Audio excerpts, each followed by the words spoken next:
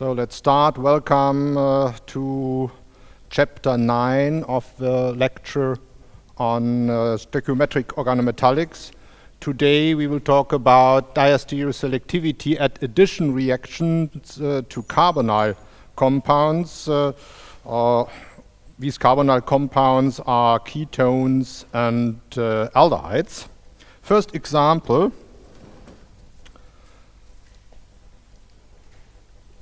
A reduction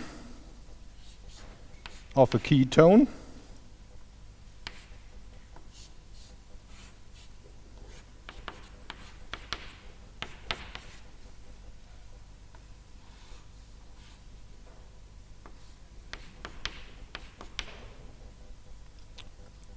So this ketone is treated with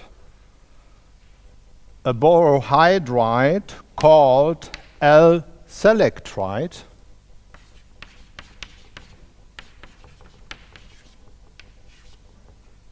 and it has this structure, a borate with 3 isobutyl groups, 1 hydride, and a lithium counter cation. So what does this L in L-selectride mean? Simply it refers to lithium as the counter cation. So N-selectride, then we have a sodium countercation, and K-selectride, then it is a potassium cation. Well, you can imagine that this boron hydride is rather bulky. The approach of the hydride to the carbonyl group is then determined by sterical hindrance, and you can imagine that the hydride won't approach that carbonyl group from, well, this concave phase.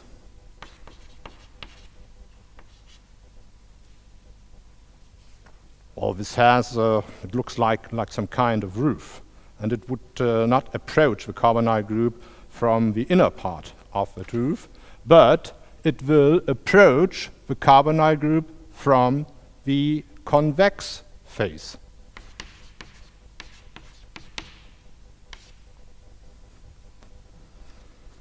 Resulting in the corresponding alcohol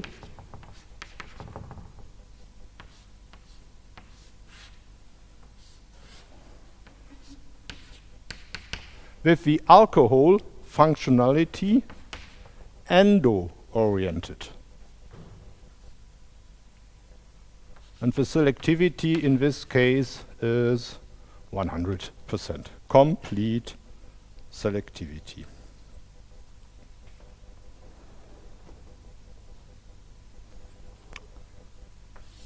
A second example related to this one.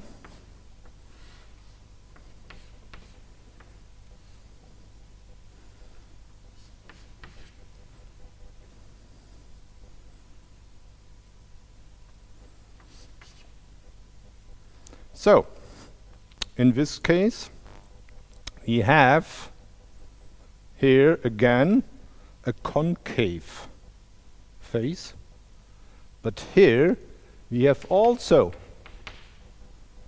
a concave phase. There are additional hydrogens shielding this part, and this part is more concave than that.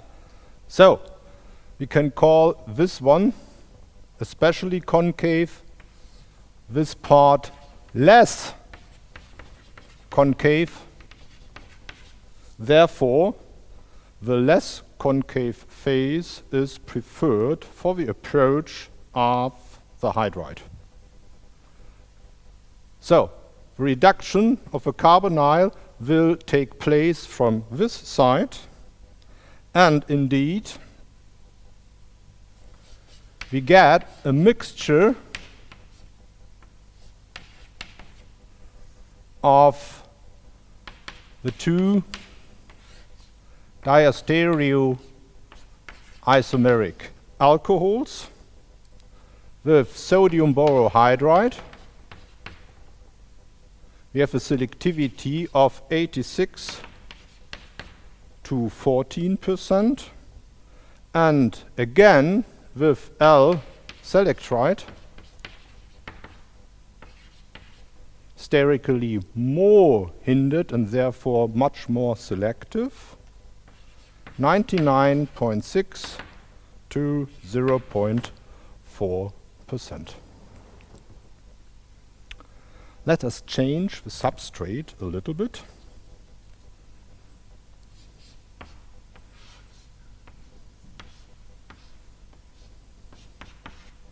This time a norbornene framework with that carbonyl group. So we don't have those two hydrogens underneath the roof anymore, and that means that this phase under the roof becomes less concave than we had this here before. So, and it is then indeed preferred compared to this less concave phase at this substrate. So, this means now this is less concave than this side,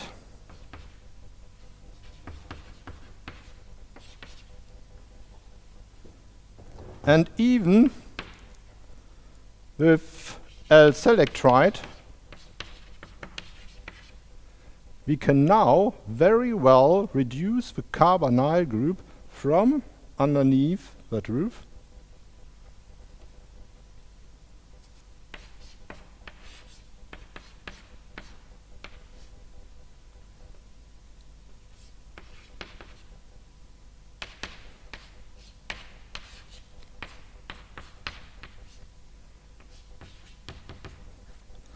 and we get a selectivity of approximately 10 to 90%.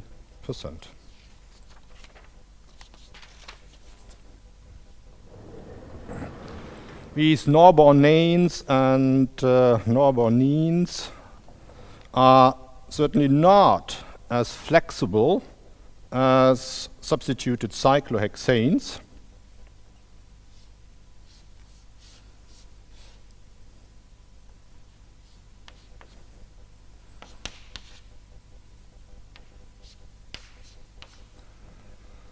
Cyclohexanone with a tertiary butyl group in 4 position preferentially adopts a conformation with that tertiary butyl group in an equatorial position, just to avoid the 1,3 diaxial interaction with neighboring hydrogens.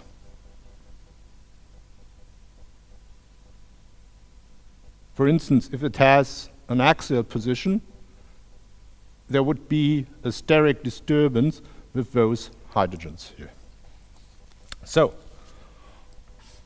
what kind of selectivity will we get if we reduce this ketone with complex hydrides?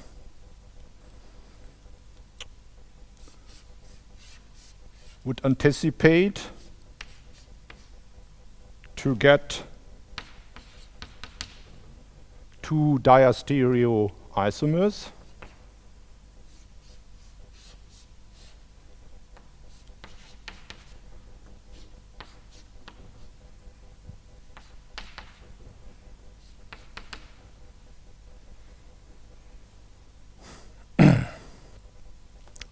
this and that, while this diastereoisomer, the trans diastereoisomer, referring to the fact that here the tertiary butyl group and the hydroxyl group are trans to each other on different phases of the cyclohexane ring systems. This is certainly the thermodynamically more stable one, because both bigger substituents, the tertiary butyl group and the hydroxyl group, are able to adopt an equatorial and therefore favored position. In this case, if the tertiary butyl group has the preferred equatorial position, then the OH group has to be in an axial position. Therefore, this is thermodynamically somewhat less favored than this one. Nevertheless, with L-selectride,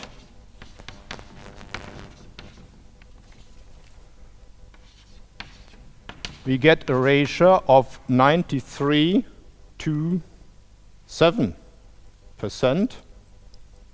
meaning that with a sterically hindered hydride,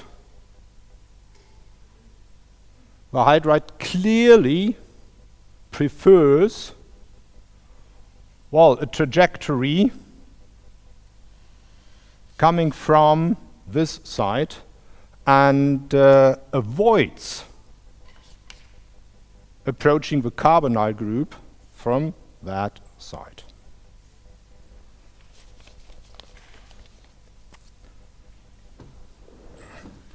How can we explain this?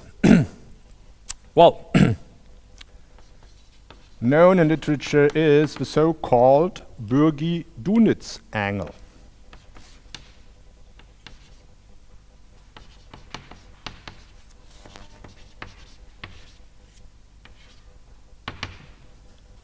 With values between 103 to 107 degrees. This is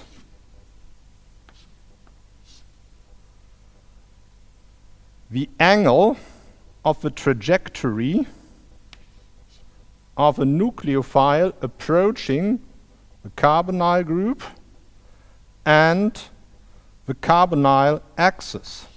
So it is this angle.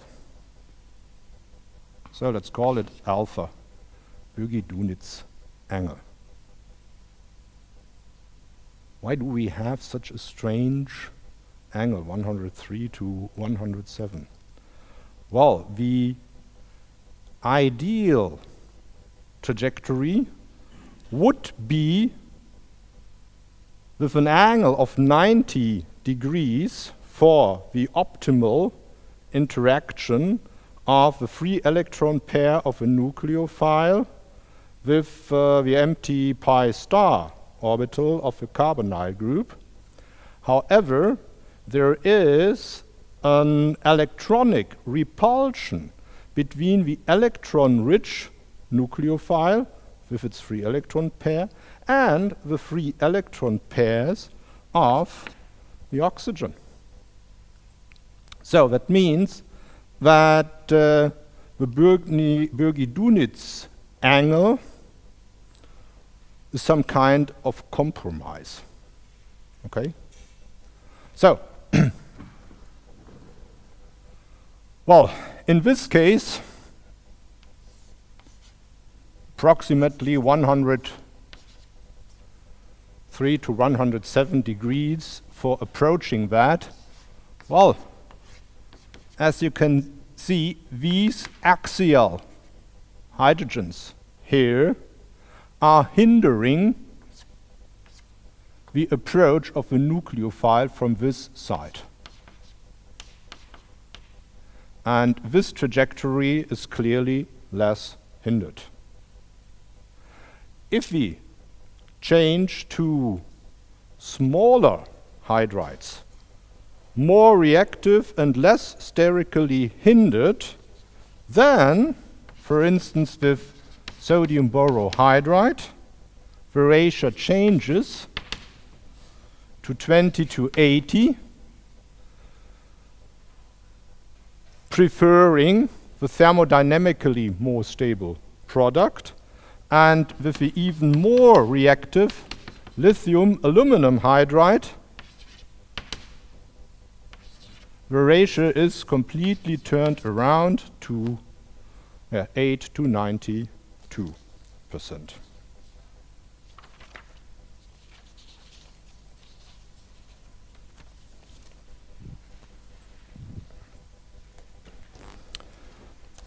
So, next subject is the nucleophilic attack.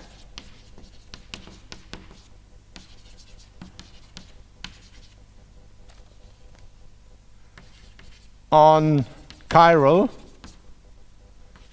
aldehydes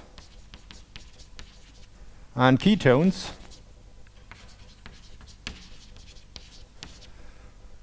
with respect to the diastereoselectivity of these types of processes. So the first one who did some research on this subject was Cram. And Cram's rule is from 1952. Well, he postulated that for aldehydes and ketones, this R is then a hydrogen or some other substituent with a chiral center alpha to the carbonyl group. There we have a large substituent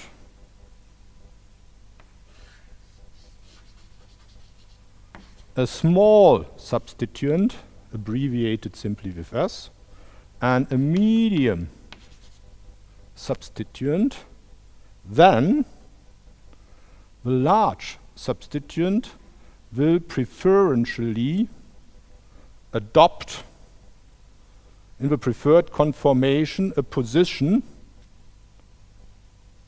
trans to the carbonyl group. Why?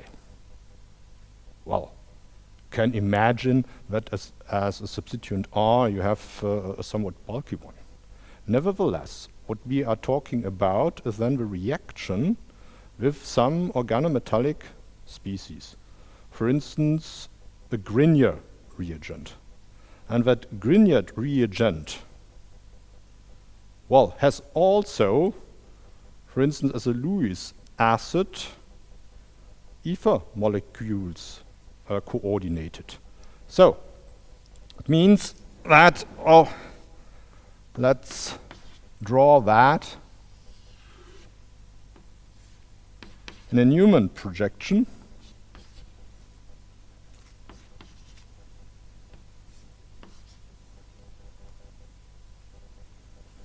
We will have an organometallic species, usually a Lewis acidic, at the central metal atom.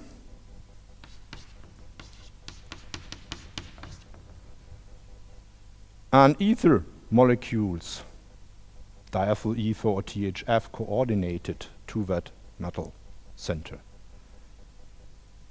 So you have solvent around here, and therefore this part of course becomes very bulky compared to the substituent R. And it makes sense that in this case the preferred conformation which the system adopt will be the one with a large substituent trans to the S-trans to the carbonyl group. Well, okay. So, and so this will translate it to a structure with the metallic reagent, well, resembles that one. So what do we need here? We need, of course, the nucleophilic part, R. And very often, of course, if it's a Grignard, for instance, or an organozinc, then we have a halide, for instance, also attached.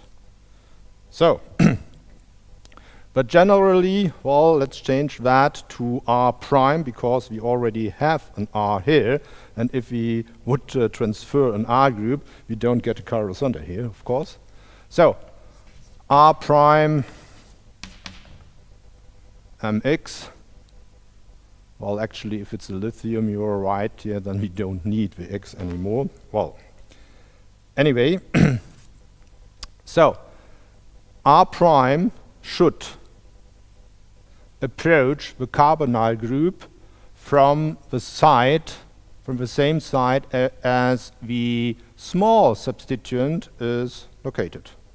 So that means here from this side, and therefore after hydrolysis,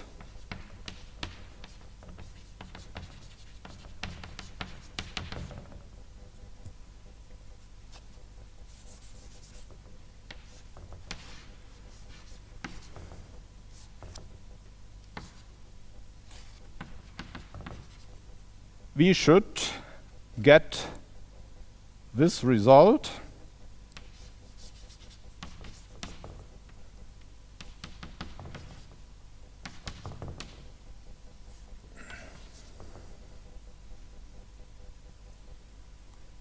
And this should be the preferred diastereo isomer.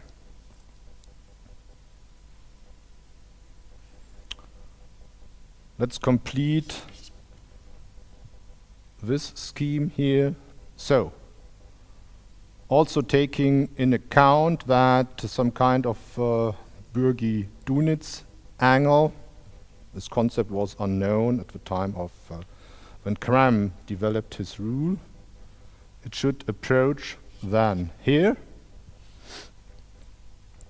So,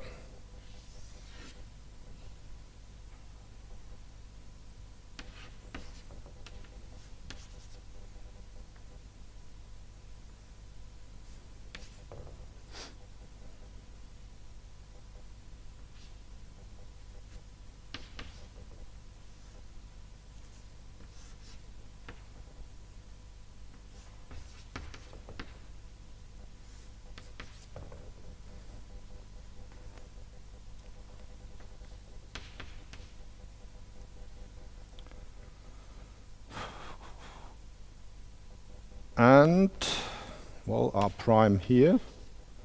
And indeed, this should be, of course, the same as that. So, in this drawing, we have the result that primary, a conformation is formed that is not at all clearly staggered, but somewhat eclipsed.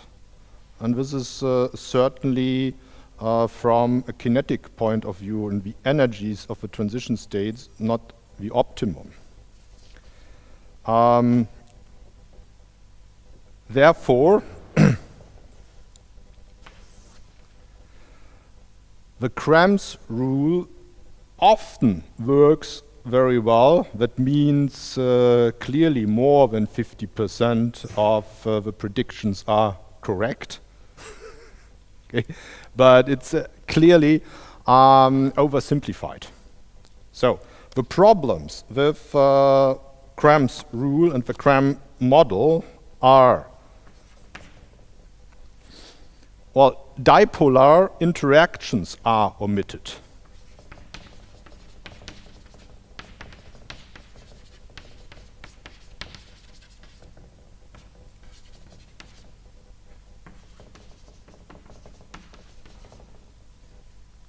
Well, that means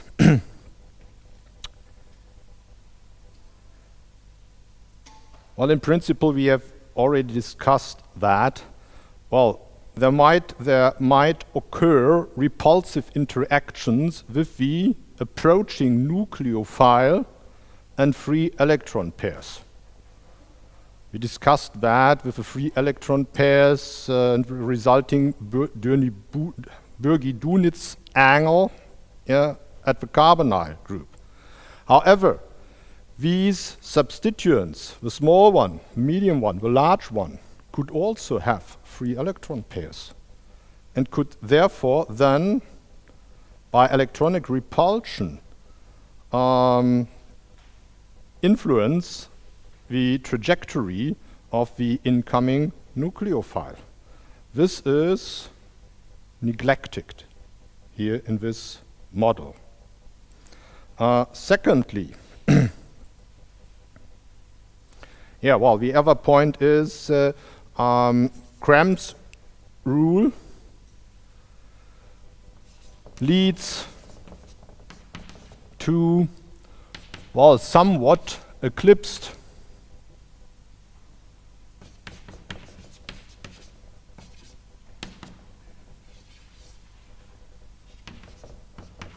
initial conformers.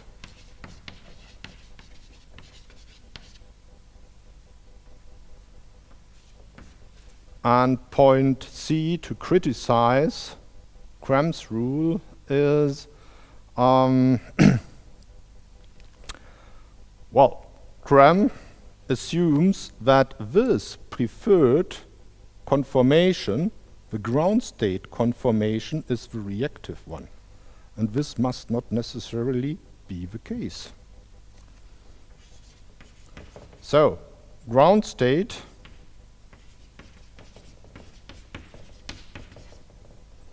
conformer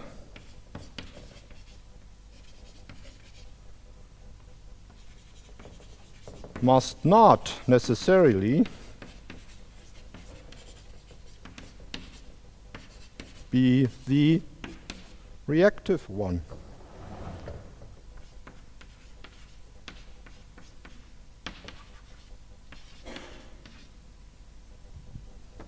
Actually, this resembles the so-called Curtin-Hammett principle.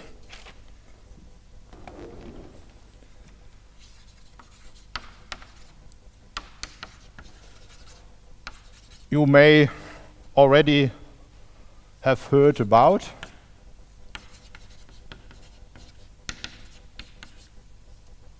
So, if we have an equilibrium between structures A and B,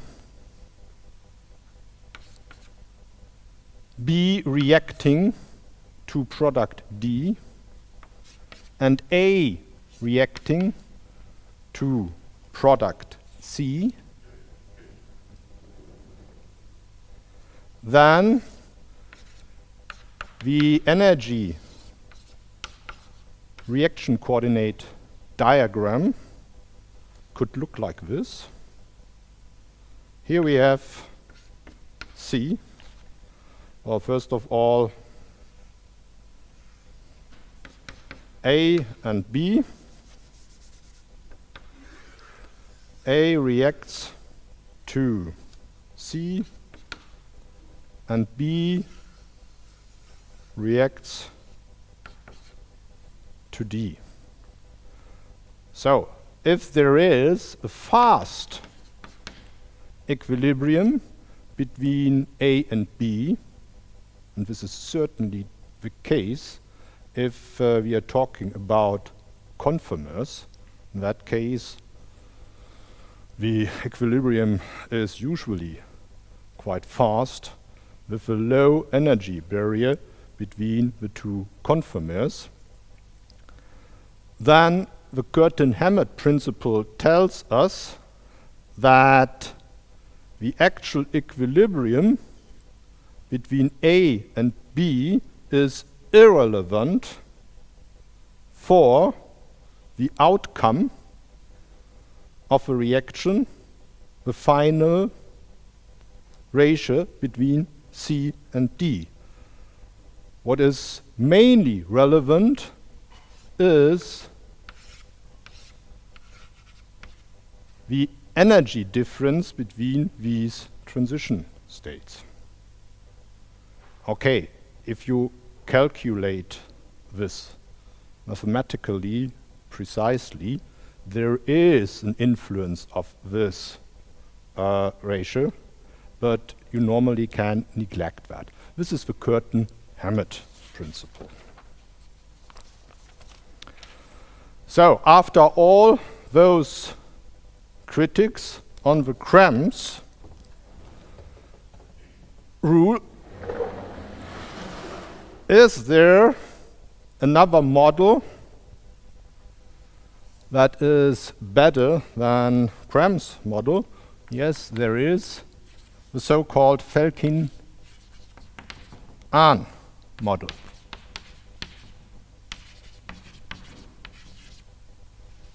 Anh indeed spelled A-N-H.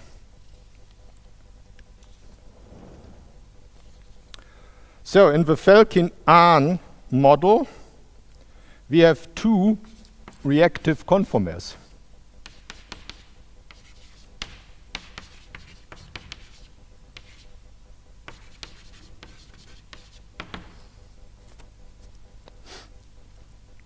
Again, we draw this in a Newman projection.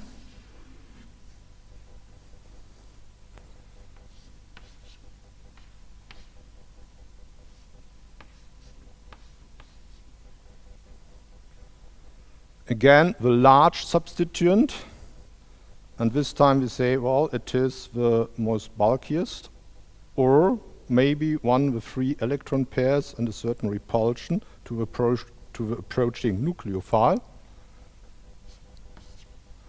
A small one, the medium one,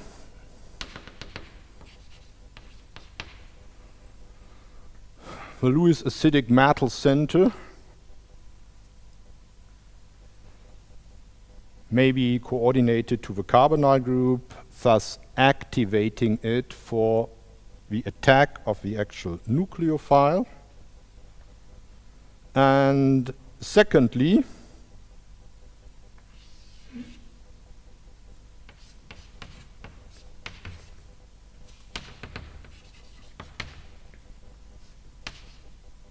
the other reactive conformer,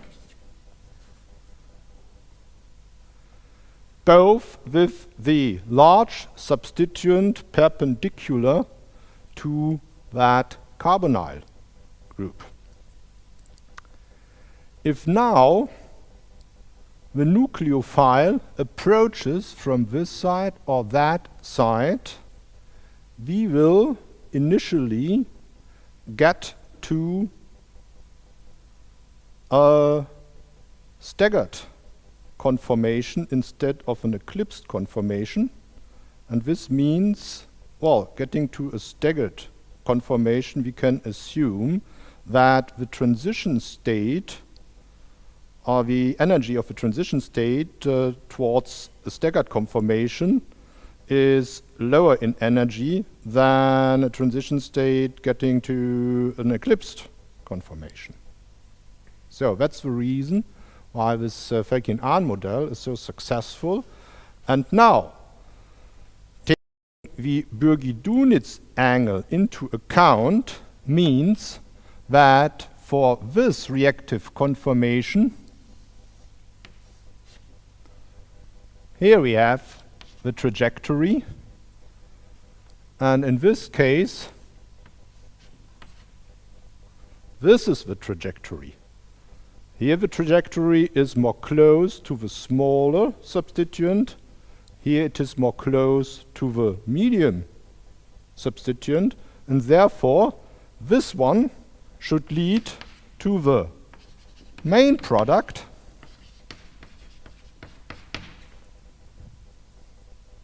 and this situation will lead to the byproduct.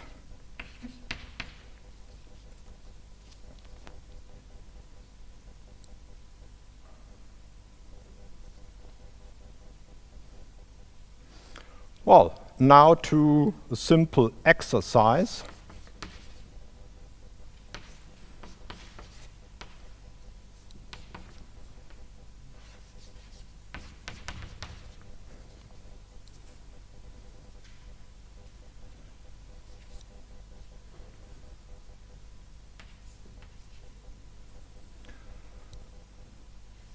Let us assume we have this alpha chiral starting material. We treat it with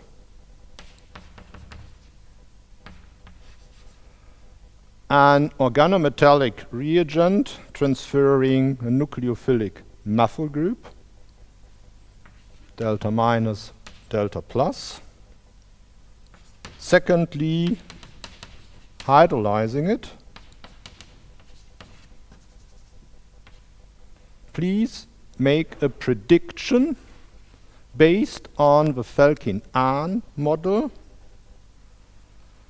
Which diastereoisomer will be the preferred one?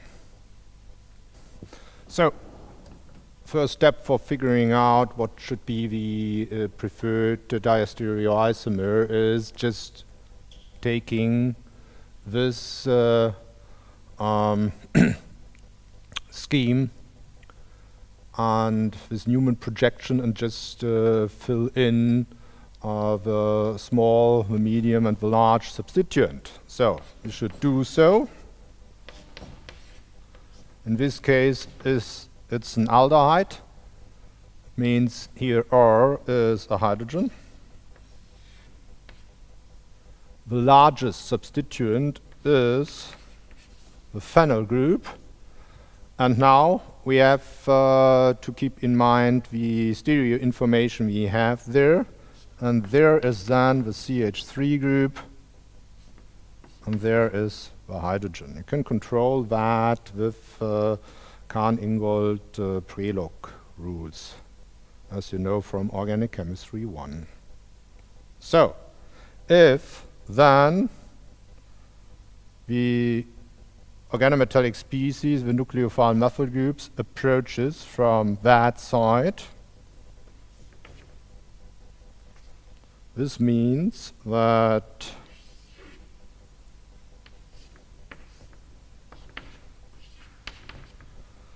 here we will have the OH group, there the hydrogen, there is the approaching the methyl group that has been introduced, and nothing changes, of course, at the other initial stereogenic center. This is the result.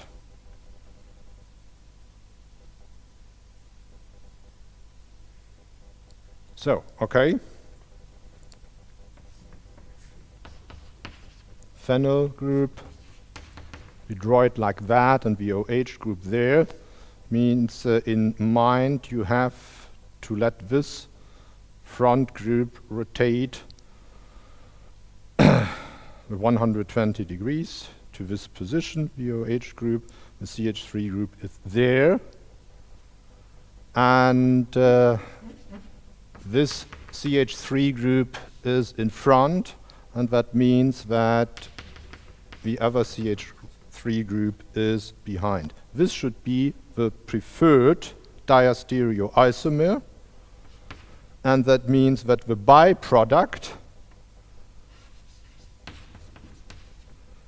is the opposite diastereoisomer, opposite at this center. This one. So what does the result of the experiment tells us?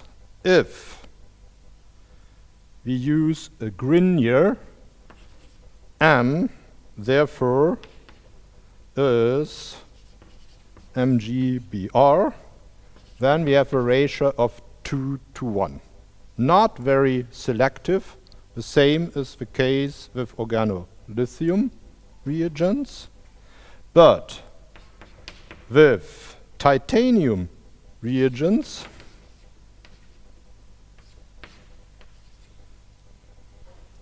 the tris isopropoxide, then we have 88 to 12 as the final ratio of the diastereoisomers, and with a tris phenolate,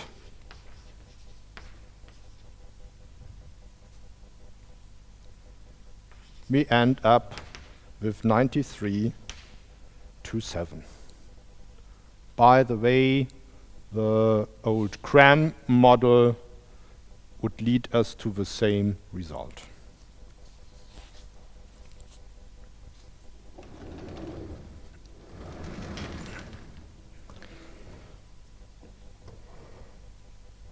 Now to another very interesting example.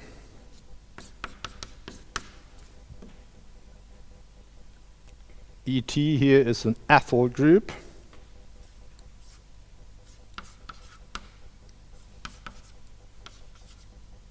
This stereogenic center is R. If we treat this with Grignard reagent in the presence of zinc bromide, then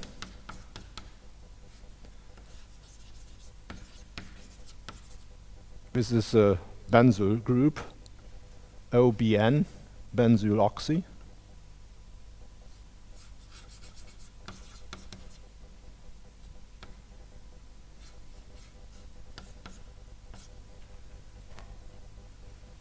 This is the preferred diastereoisomer we get from this reaction with a ratio of 39 to 1.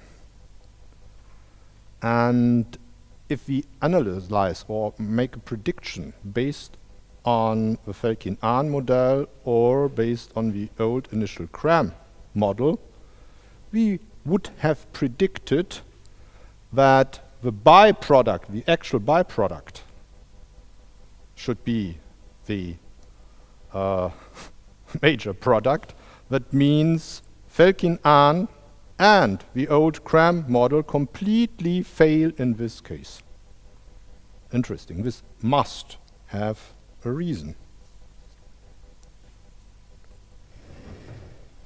The reason is simply to understand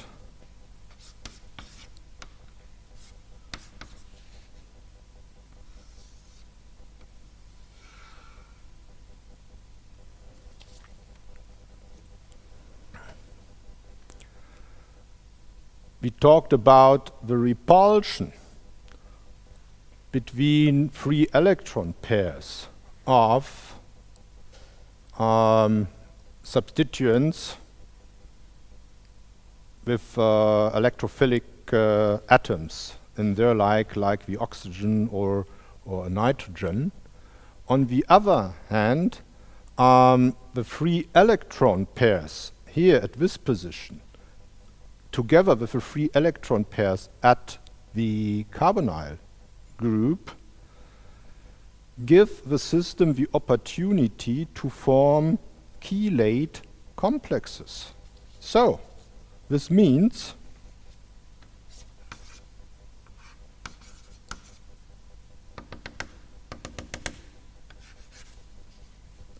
the metal, the Lewis acidic metal center, can be chelated between this oxygen and that oxygen.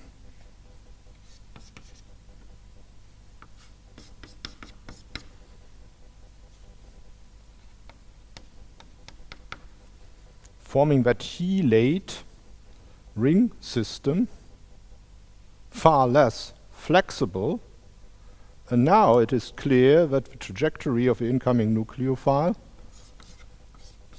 should be this one. And if you think about that at home, you will find out this nicely explain the actual outcome of this reaction. And now Cram is again the hero because he suggested this model, and it's called the Chelate Cram model.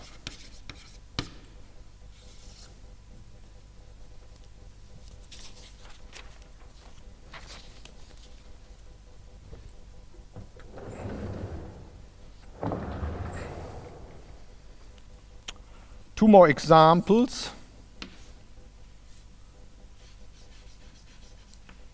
Related to this Chelate Cram model.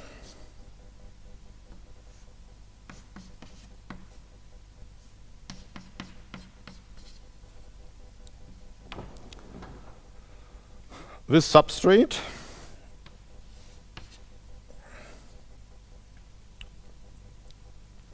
is reduced by boron hydrides, and we can get either this diastereoisomer or, of course, the other one.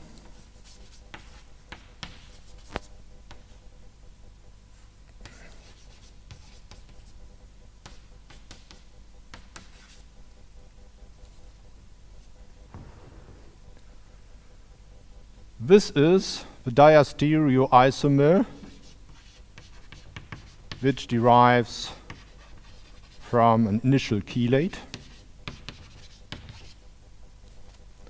And if we use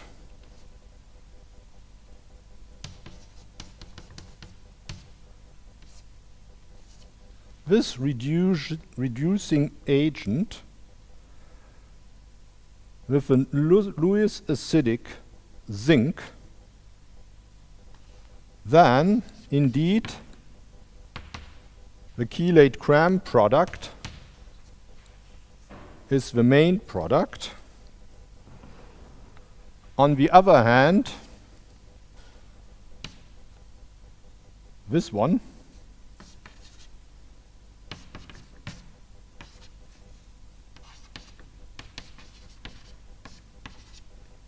which is, of course, the K-selectride, gives a selectivity of 10 to 90, no chelate, because the Lewis acidity of the potassium plus does not fit for forming a chelate in that case.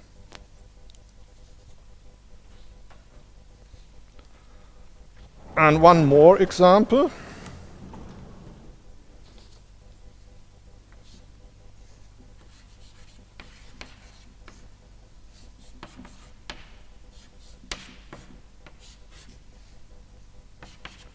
Reducing with lithium aluminum hydride.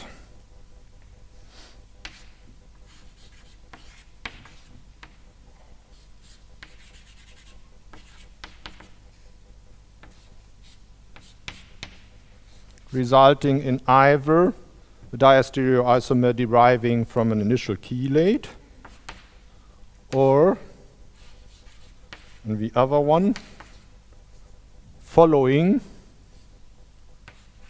the Felkin-Anh model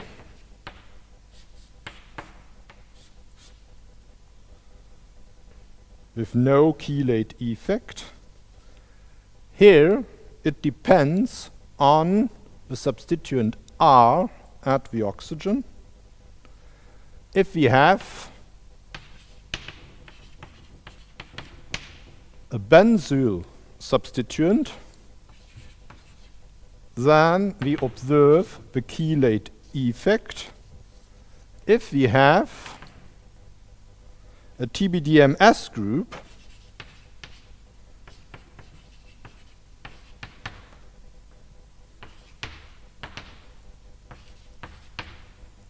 then we don't have the chelate effect, simply because the sterically very bulky TBDMS group prevents the chelate formation.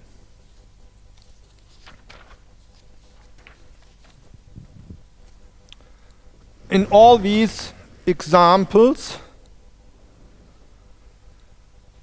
we had a chiral induction to the alpha position. What about remote induction? And therefore we have a final example for a chelate controlled remote induction.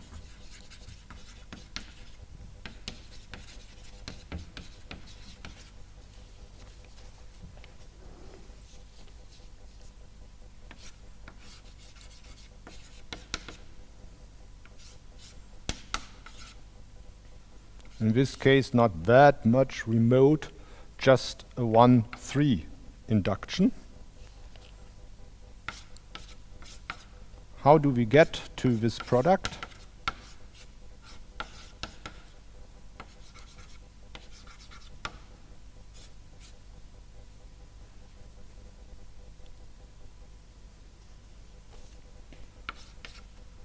In THF,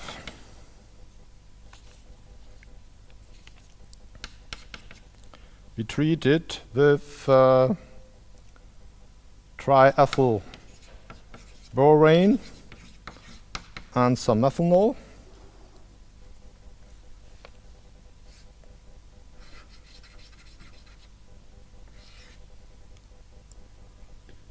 Partially alcoholysis is observed.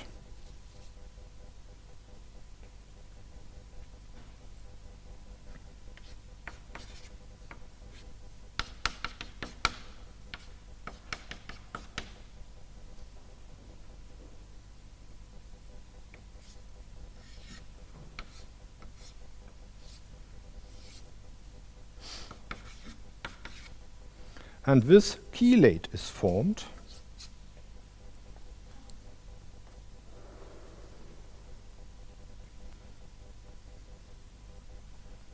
Activating the carbonyl group for the attack of the nucleophile.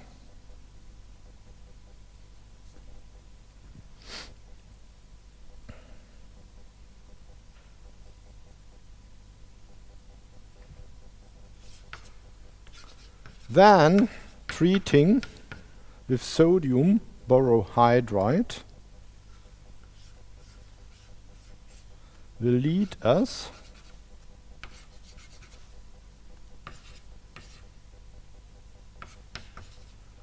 to this borate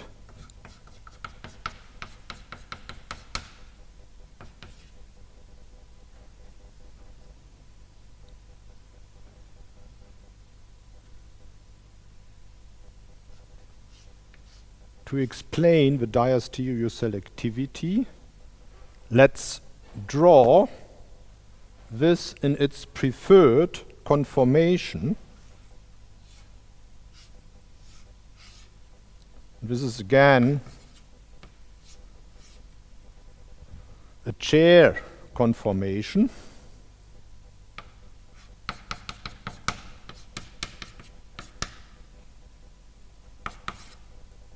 So we should have the sodium plus as the countercation.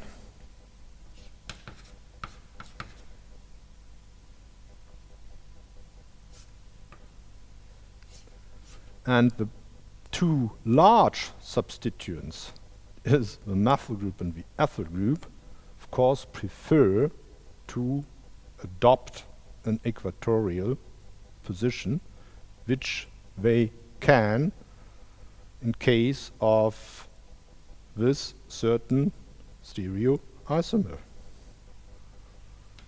And after hydrolysis,